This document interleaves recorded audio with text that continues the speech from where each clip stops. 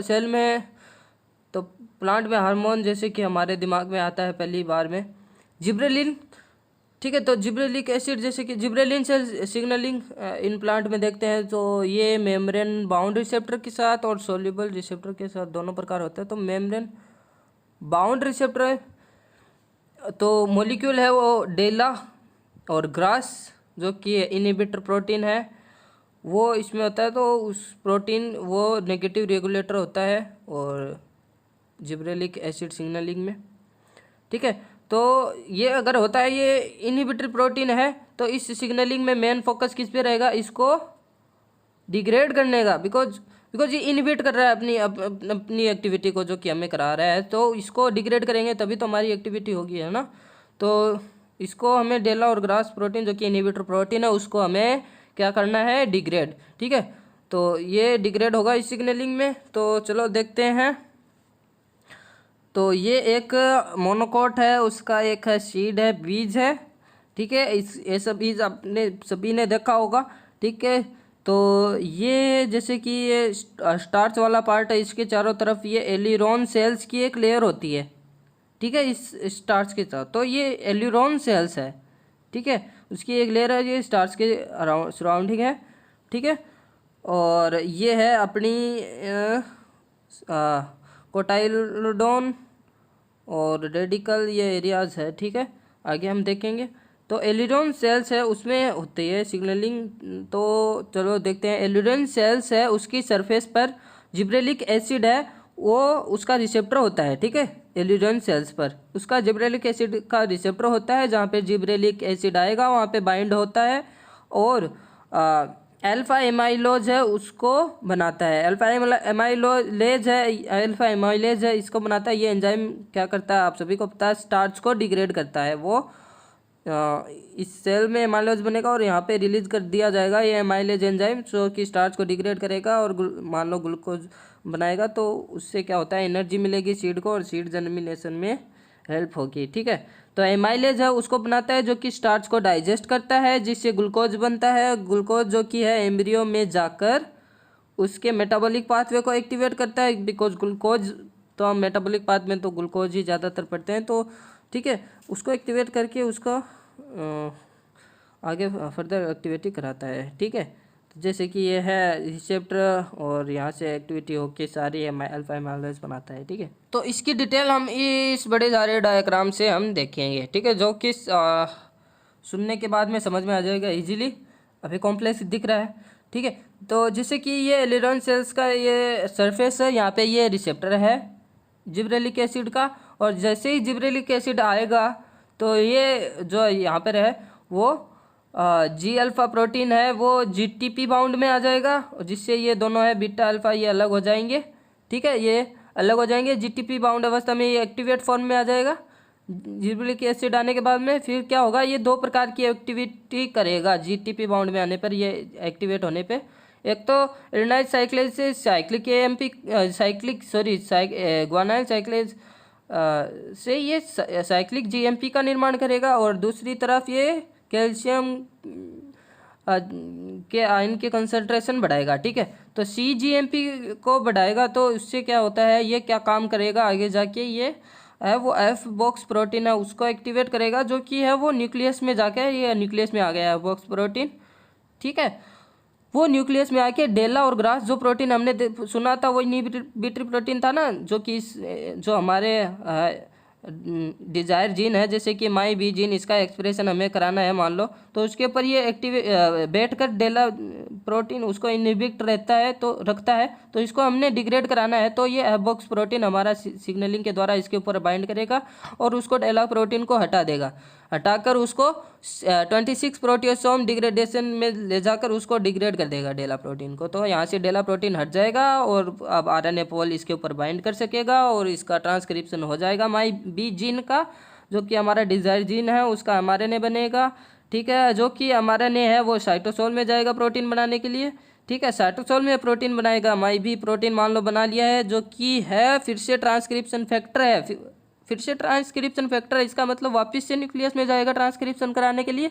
ठीक है, तो ये जा रहा है वापस न्यूक्लियस में। ठीक है, अब ये वापस न्यूक्लियस में आ गया है दोस्तों। यहाँ से ध्यान से देखना, ये वापस हमारा माई बी जीन का ये प्रोटीन माई बी प्रोटीन है, ये आके अपना अल्फा अमाइलेज जीन पे ये बाइंड हो जाता है और क्या करता है, आरएनए पोल को लाकर इसका ट्रांसक्रिप्शन कराता है अल्फा अमाइलेज एंजाइम का, जिससे इसका एमआरएनए बनेगा और ये क्या करता है, इसका एमआरएनए बनेगा जो कि एंडोप्लाज्मिक रेटिकुलम में आके ये इसका मान लो प्रोटीन बन गया यहाँ पे अल्फा एमाइलेज, और इसके ग्लोबुलर फॉर्म में ये एंजाइम बन रहा है। बिकॉज ये एंजाइम उस सेल्स में ही बन रहा है और उस सेल्स के बाहर उसको जाना पड़ेगा इस एंजाइम को स्टार्च की तरफ, तो उसको बाहर उस सेल से बाहर ले जाने के लिए, एक्सक्रीट करने के लिए इसको सेल से बाहर भी जाना पड़ेगा, ठीक है, वेसिकल फ्यूज भी करानी पड़ेगी, तो वहाँ पे काम आएगा कैल्शियम आयन, ठीक है। कैल्शियम आयन ये है यहाँ से जो कि शुरू में ही हमने कैल्शियम आयन की कंसंट्रेशन बढ़ी थी, ठीक है। तो ये कैल्शियम आयन क्या करेगा, कार्बोमोडेलिन के साथ मिलकर ये कैल्शियम कार्बोमोडेलिन कॉम्प्लेक्स बनाएगा, ठीक है, और इधर एमाइलोज का पैकिंग हो रही है एआर में, ठीक है। तो ये कैल्शियम कार्बोमोडेलिन कॉम्प्लेक्स है, इससे ये वेसिकल फ्यूजन का काम होएगा और ये है वो बाहर की तरफ है, वो रिलीज कर देगा अल्फा एमाइलोज स्टार्च की साइड की तरफ, स्टार्च साइड की तरफ, डायग्राम में हमने देखा था उसकी साइड की तरफ ये एंजाइम है वो रिलीज हो जाएगा, वो फिर ना वो स्टार्च से ग्लूकोज बनेगा और वो ग्लूकोज एमडीओ में जाके उसकी मेटाबॉलिक एक्टिविटी को एक्टिवेट कर देगा, ठीक है। तो इजी था, ठीक है, समझ में आ गया है, आई होप कि समझ में आ गया है, ठीक है। अब आप मेरे भेजे हुए नोट्स को देखोगे तो समझ में आ जाएगा, ठीक है, बाद में आपको। अब डेला तो देख लिया, अब हमने ग्रास प्रोटीन देखना है, ठीक है। ग्रास प्रोटीन है वो फैमिली ऑफ प्रोटीन, उसमें gibberellic acid insensitive GAI, repressor of GAI और स्क्रेक्रो SCR, तो ये इसमें दे रखा है, तो 400 से 700 एमिनो एसिड का ये होता है, ठीक है। डेला ग्रास ये है, ठीक है। डेला एक तरफ है, ग्रास एक तरफ, ये 400 से 700 एमिनो एसिड का होता है डेला ग्रास, ठीक है। ऊपर ये प्रॉपर्टी इनकी है, ठीक है। और ये एन टर्मिनल है, एन टर्मिनल की साइड में ये डेल्टा है और सी टर्मिनल की तरफ ये ग्रास है, ठीक है। तो डेला, इसका डेला के नाम पर ही ये क्यों पड़ा है, बिकॉज इसकी साइड में ये है वो डी, अगर आपको पता होगा तो डी हम किस एमिनो एसिड के लिए बोलते हैं, एस्पार्टेट एसिड एमिनो एसिड को हम बोलते हैं डी, और ई हम किसके लिए बोलते हैं, ग्लूटामेट के लिए, और एल है ल्यूसिन के लिए होता है, ल्यूसिन, और ए है वो एलानिन के लिए। तो डेला इस प्रकार से ये एमिनो एसिड के सीक्वेंस इस साइड की तरफ होते हैं, ठीक है। 400 से 700 एमिनो एसिड टोटल होते हैं इस प्रोटीन में, ठीक है। तो आगे हम देखते हैं, अब हम देखते हैं सोल्यूबल रिसेप्टर, ठीक है। अब सोल्यूबल रिसेप्टर देखते हैं, GID1 gibberellic acid insensitive dwarf 1, GA insensitive drop 1 soluble receptor है ये, ठीक है। GA hydrophobic can cross plasma membrane, तो ये जिब्रेलिक एसिड है मान लो, तो ये क्या है, हाइड्रोफोबिक होने के कारण ये क्रॉस कर सकता है। तो GA1 है, ये आ रहा है मॉलिक्यूल, सिग्नलिंग मॉलिक्यूल है वो अंदर आ रहा है, ठीक है। प्लाज्मा मेम्ब्रेन से साइटोप्लाज्म में आ गया है, ये न्यूक्लियस में भी आ सकेगा, न्यूक्लियस में आ गया है, ठीक है। और F बॉक्स प्रोटीन भी आ गया है, ठीक है, एक्टिवेट होकर, और ठीक है, इसको बाद में देखेंगे। GA1 ये सिग्नलिंग मॉलिक्यूल अपना आ गया है और वो अब है रिसेप्टर, इसका हम देख रहे हैं GID1 रिसेप्टर, इसके साथ ये बाइंड होगा, GA1 इसके साथ बाइंड होकर ये फिर ये क्या कराएगा, ये जैसे कि ये हमने ऊपर ये ग्रास डेला प्रोटीन हमने ये जो देखा है ऊपर ये वाला, ठीक है। तो ये इसको ही इधर मोड़ कर हम ऐसा भी तो लिख सकते हैं, है ना।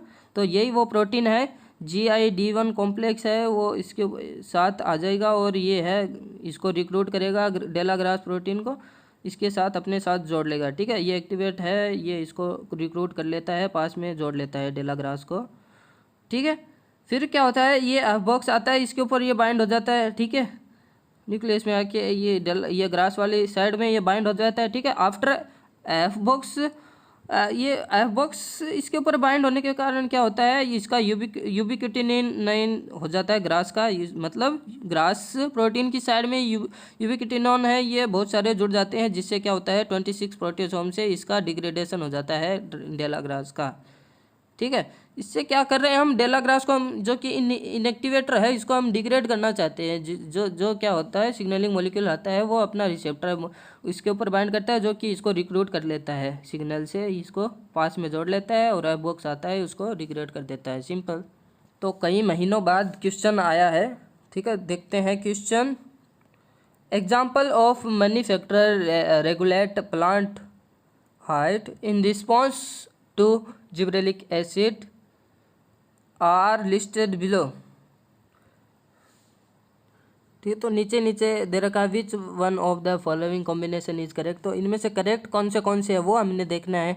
ठीक है, तो binding of a gibberellic acid bound receptor to the promoter of DELLA domain contain grass protein gene and blocking its expression, binding of the GA receptor complex to GRAS or directing GRAS for ubiquitination and degradation by the 26 proteasome। ठीक है, और एक तो ये सही हो गया, ठीक है, सी बिकॉज हम डिग्रेड कर रहे हैं। ठीक है, और micro DNA directed down regulation of the grass protein expression. ठीक है, तो ये गलत हो गया। और भी हमने जो देखा, binding of the gibberellic acid receptor complex to GRAS, तो जो हमने GA और रिसेप्टर कॉम्प्लेक्स जो हमने पीछे अभी अभी देखा है, ठीक है, ये कॉम्प्लेक्स है वो डेला और ग्रास को, ठीक है, कॉम्प्लेक्स टू ग्रास के ऊपर ये जोड़ा था, तो ये सही हो गया, एक सी सही हो गया। ठीक है, कॉम्बिनेशन बी और सी सही हो गया ना, तो इसका राइट आंसर होगा बी। ठीक है, राइट आंसर ये हो गया बी एंड सी। ठीक है, और